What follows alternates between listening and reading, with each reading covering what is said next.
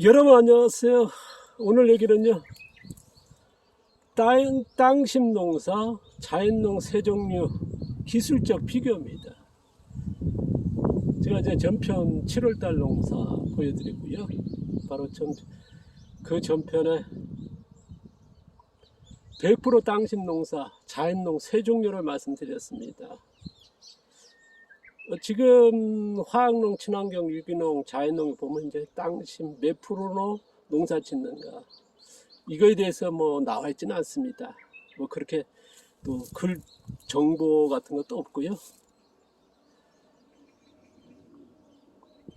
지금 농업의 대세는 어쨌든 화학비료, 퇴비 같은 걸 이용해서 이제 농사 짓는 게 보편적이다. 하다 보니까 이제 땅심을 이용한 농사는 거의 찾아보기 힘들다. 그나마 이제 자연농에서 조금 유지되고 있는데요. 그래서 제가 이제 자연농, 땅심 농사 100%에서 자연농도 세 종류가 있다는 말씀 드렸습니다. 지금 땅심 뭐 10%, 땅심 30%, 땅심 50%, 땅심 70%뭐 그렇게 그 나머지는 화학비료, 퇴비 의존한 농업이 이제 화학농, 친환경, 유기농의 대세고, 그 다음에 자연농에도 적지 않게 땅심 100%가 아니라 땅심 뭐 70%, 80%, 뭐 땅심 50% 의존하는, 근데 또 뭐 꽤 있더라고요. 뭐 이런 표현이 좀 맞을지 모르겠습니다만, 제가 이제 현장에서 봤기 때문에 언급하는 건데요. 땅심 100%에서 자연농 세 종류, 제가 1, 2, 3 세 가지를 말씀드렸습니다. 하나는 1이 뭐냐 그러면, 작물을 심었을 때 작물이 뭐 거의 안 자라는,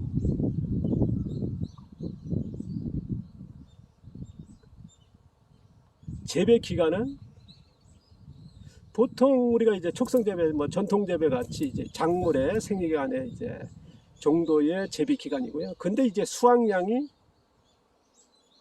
뭐 30%? 뭐 최대 잘하면 50%, 뭐 그 정도의 일본의 그런 땅심 100%의 그런 자연농이 있더란 말씀드렸습니다. 이거는 뭐냐면 거의 뭐 방치형, 좋게 야가면 자연농이고요. 그냥 방치형, 그냥 뭐랄까요? 무교원, 무비론, 무농약 해가지고 어떻습니까? 후쿠오카 마사노부가 얘기한 자연농법에서의 무의자연, 뭐 그런 식의 방식이죠. 그게 자연농 형식으로 이제 또 적잖게 이제 말들 합니다. 어쨌든 문제는 뭐냐면 거의 방치형이다 보니까 그렇다라는 것. 작물이 안 자라고 재배 기간은 거의 같습니다만, 그러나 수확량이 안 되는. 그리고 2번 말씀드렸습니다. 2번은 뭐냐 그러면 이제 작물 심었더니 이제 촉성 재배, 초촉성 재배 정도 되는, 그리고 재배 기간은 단기 재배, 초단기 재배 정도 되는. 이거는 뭐냐 그러면 철저히 관리했다는 거거든요. 관리했는데 빨리 키워서 빨리 수확하는, 지금의 화학농, 친환경, 유기농의 거의 버전에 가까운, 그리고 수확량도 뭐 80, 화학농, 친환경, 유기농에 나와 있는 수확량의 뭐 80에서 100, 아니면 이제 120, 뭐 그 정도의 수확량을 더 높이기도 하고, 이제 수확량 같아지는. 그러니까 경이적인 거죠. 땅심으로 그렇게 키운다는 경이적인, 아마 종종 아마 영상이라든가 그런 것들을 보실 겁니다. 소개되고 있거든요. 저도 이제 현장에 이제 여러 현장을 봤고, 일본에서도 봤고 그랬습니다. 그리고 세 번째는 뭐냐면 작물을 심었습니다. 작물이 정말 안 자라는, 그게 아니라 이런 표현이 맞을 거면 느리게 키우는 작물을 심었더니 이제 아까는 2번이 뭐였습니까? 초적성 재배, 촉성 재배, 이거는 초지연 재배, 지연 재배라고. 그리고 재배 기간은 초장기 재배, 장기 재배. 오래오래 키우는 거죠. 느리게 키워서 오래오래 키우는. 수확량은 뭐 아까 2번과 같은 80에서 100, 아니면 120 그 정도 올라가는 그런 1, 2, 3의 형태가 같은 것 같습니다. 전혀 다르죠. 이게 제가 이제 크게 나눠서 지금 100% 땅심 농사의 자연농 세 가지 형태가 아닌가 싶습니다. 오늘 이어서 계속 얘기할 건데요. 일본 같은 경우는 어떻습니까? 거의 방청이다 보니까 우리가 이제 습을 개간해서 농사 짓지 않습니까? 그럼 첫 해는 잘 때는 두 번째부터 이제 양분이 안 되니까 작물을 키워내지 못하니까 다른 데서 또 숲을 개간하고 농사 시작하지 않습니까? 이게 화전이거든요. 그러니까 기존에 가지고 있는 양분이 고갈된다는 거거든요. 1년 농사 지면은요. 이게 수천 년 동안 이어지고 지금도 매년 뭐 동남아에서는 이제 어떻습니까? 화전이 일거지 않습니까? 그런 이유거든요. 그러니까 일본은 거의 화전에 가까운, 그러니까 방치형에 자연에 맡겨버리는, 거기에서 그러다 보니까 작물이 성장도도 늦고 재배기간은 뭐 작물의 생리기간이 있으니까 재배기간은 거의 같습니다만은, 그러나 수확량이 또 안 되는 거죠. 이게 일 형태고요. 그러다 보니까 이게 어떻습니까? 그 방치형을 하다 보니까 거의 질소 생산이 안 된다는 거죠. 그러면 미생물적으로 봤을 때 어떻습니까? 거의 균류인데 균류량도 적고 어떻게 보면 미생물량이 적은 그런 상태가 아닌가. 그리고 또 잡초라든가 그런 것들이 원인으로 해서 수확량도 그렇고 작물이 성장이나 어쨌든 방치형이다니까요. 이번 같은 건 어떻습니까? 작물이 촉성재배, 초적성재배, 뭐 화학농, 친환경에 육박하는 그렇게 그 이상을 빨리 키워내고 재배기간도 같아지는, 그리고 수확량도 그렇게 유지되는, 아마 대표적으로 알려진 게 어떻습니까? 일본의 자연농 소개된 게 그거 아닙니까? 수확량이 높다. 근데 작물도 그렇게 키워내니까 그런 거거든요. 그러니까 빨리빨리 키워서 재배기간은 짧아지는 그런 방식이거든요. 그러니까 수확량도 높아지는 거거든요. 그렇다면 어떻습니까? 거기에는 미생물이 많다는 건 분명하고요. 근데 작물이 촉성재배, 초성도 된다는 건 어떻습니까?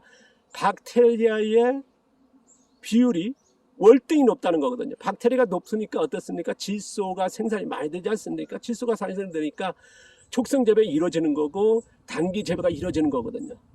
그러니까 이거는 미생물 비율이 절대적으로 박테리아 유지된다는 거. 그럼 박테리아를 유지할 정도로 그런 땅을 만들고 한다는 게, 모르겠습니다. 비료 넣고 하는 농사에서 뭐 유기농이나 친환경 보면 이제 뭐랄까 박테리아가 많고 지렁이가 많으니까 박테리아가 많아가지고 뭐 비료 퇴비해가지고 촉성재배 됩니다만, 근데 당신 100%에서 촉성재배가 된다 할 정도의 박테리아 유지할 수 있느냐, 그거는 한번 의구심을 던져야 됩니다. 이게 좀 또 하나의 뭐랄까 의구심을 가져야 되는 게 아닐까 싶습니다. 뭐 일본은 뭐 보편적이니까 누구나 아시는 거고, 2번 같은 경우는 빨리 키운다는 거. 3번 같은 거 어떻습니까? 작물을 심었습니다. 느리게 초지연 재배입니다. 1번과 같지만은 2번은 철저하게 뭐냐, 기존에 나와 있는 작물 재배가 전통 재배, 옛날의 방식, 그러면 기존의 작물의 생리 현상을 얘기하는 거거든요. 작물 성장 속도가 전통 재배, 옛날에 뭐 몇백 년 동안 유지됐던 그것보단 아주 더 느리게 키우는, 그러니까 초적성 재배, 촉성 재배, 전통 재배, 지연 재배, 초지연 재배. 그는 초지연 재배 3번에 초지연 된다는 건 뭐겠습니까? 아주 기술적으로 질소 공급이 적어지는, 뭐 1번과 비슷합니다만은, 그러나 기술적으로 느리게 키우는 초지연 재배가 유지된다. 그건 뭐겠습니까? 질소 생산이 굉장히 적다는 거고, 그러다 보면 어떻습니까? 박테리아, 균류가 굉장히 적다는 거고, 미생물이 많은데, 그러면 어떤 미생물이 많아요? 균류가 많다는 거거든요. 그러니까 느리게 키우는 그런 방법의 초지연 재배 작물 성장 속도를 유지했다는 거고, 그러다 보니까 재배 기간은 어떻습니까? 초장기 재배 이런 식으로 간다는 거. 뭐 수확량은 떨어질 수도 있습니다만은, 현재 제가 보여드리는 거는 어쨌든 수확량이 떨어지지 않지 않습니까? 기존의 화학농, 친환경, 유기농에 지금 양배추만 해도 어떻습니까? 초지연 재배, 아주 느리게 키우는 그릇 됐고, 그 다음 초장기 재배 아닙니까? 300일이니까 보통 일반 재배보다는 3배, 5배 오래 키우니까 초장기 재배. 그런데 지금 양배추가 지금 보여드렸습니다. 보통 4kg, 5kg, 6kg 수확되고 있거든요. 그러면 생산량이 적은 건 아니거든요. 단지 뭐냐, 오래 키웠다는 거, 그리고 느리게 키웠다는 거. 그러니까 1, 2, 3번이 우리는 어떻습니까? 자연농 100%, 땅신 농수가 100%에서 자연농이라고 하는 이 세 가지 큰 장르를 나눴을 때, 여기서는 뭐냐, 전혀 미생물의 상태라든가 관리라든가 그런 것들이 관점이 틀리다는 거. 최소한도 저는 이제 자연농이랄까 땅신 농사 한다 그러면 이 정도에서 뭐랄까요, 이론적으로 구분해서 또 미생물을 많다 적다 뭐 이런 쪽으로 갑니다만은 미생물 비율에 대해서는 얘기를 않고 있거든요. 2번 같은 건 절대적으로 박테리아가 많다는 거거든요. 박테리아가 많다 보니까 질소 생산이 맞는 거고, 아니면은 박테리아가 없더라도 적더라도 질소 생산을 많이 하는 뭔가 있더라는 거거든요. 그리고 3번 같은 건 뭐냐, 질소가 생산하는 박테리아가 적다는 거고 어쨌든 균류가 많다는 거, 이거는 딱 나온 겁니다. 왜냐하면 양분이 투입되다 그러면 어떻습니까? 작물 성장 속도가 빠르겠죠. 재배기간 짧아질 거 아닙니까? 양배추가 보통 50일 아니면 이제 뭐 100일이면 수확되는데 지금 저희 같은 경우 300일 됐다는 건 뭐겠습니까? 그만큼 균류가 많고 질소 생산이 적다는 거거든요. 그러니까 1, 2, 3번에 같은 자연농인데 땅심 이용하는 거에 기술적으로 봤을 때는 전혀 다르다는 거. 우리는 지금까지요, 농업에서 자연농을 많이 얘기하고 제가 이제 현장에서 있으면서 이렇게 구분하지 않습니다. 뭐 자연농 오면 자연농법이냐, 자연농이냐, 자연재배냐, 뭐 이런 식으로 나누지. 우리가 땅심을 내부로 있고 거기에서 미생물이 많다 하지만 미생물을 어떻게 나눌 거냐, 토양에 뭐 박테리아가 많으냐, 균류가 많으냐, 거기에 따라서 지금 뭐랄까 작물 성장 속도와 작물 재배 기간이 달라지고 그리고 수확량이 또 달라지는 거거든요. 그러면 어떤 분이 이제 1번을 한다, 2번을 했을 때 3번을 한다. 그러면 그에 따라서 우리가 배운다든가 아니면 정보를 내놓을 때 이걸 달리 해야 되거든요. 근데 우리는 자연농어니까 뭐 2번 같이 얘기하고 사진은 상으로 보여드리고 전대 1번 같이 얘기하고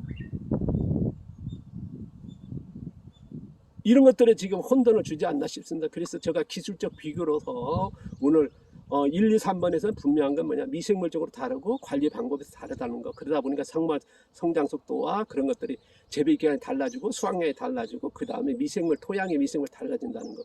2번 같은 게 어떻습니까? 박테리아가 많다. 그럼 박테리아가 많아가지고 질소 생산은 그만큼 초적성 재배, 촉성 재배 되는 토양이 되겠냐는 거죠. 그렇다면 우리가 거꾸로 얘기하면은 뭔가에 있더라는 거. 그렇지 않고는 이제 그렇게 키워내기는 힘들거든요. 뭐 이런 것들을 이제 풀어가야, 뭐 다음 편에는요, 제가 예를 한번 들어보겠습니다. 많이 길어졌는데요. 감사합니다.